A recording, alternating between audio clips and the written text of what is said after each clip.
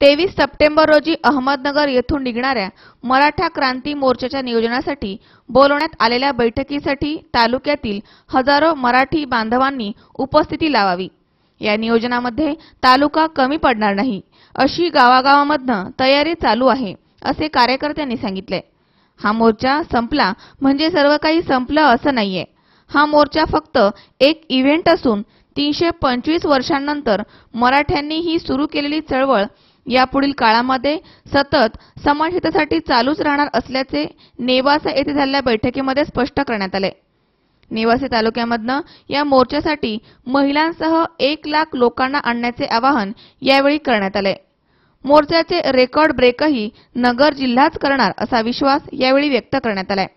दरम्यान मोर्चाचे नगर येथील नियोजन आणि वेळोवेळी योग्य त्या सूचना कळवल्या जाणार आहेत। शंकर नाबदे, C24 तास, नेवासा।